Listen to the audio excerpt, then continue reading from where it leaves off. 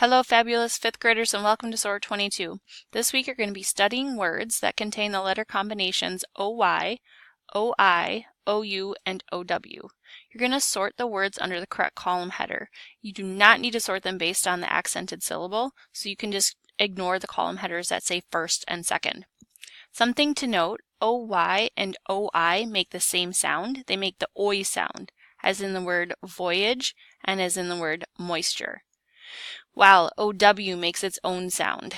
It makes the OW sound, as in drowsy. OU is a special letter combination because it can make the OW sound, as in the word about, and it can also make the sound, as in the word country. So you're going to go ahead and memorize the different letter combinations that make the different sounds, and you're going to be able to sort those words under the correct column headers when you take your spelling test next week. Okay, fifth graders, get studying. Good luck.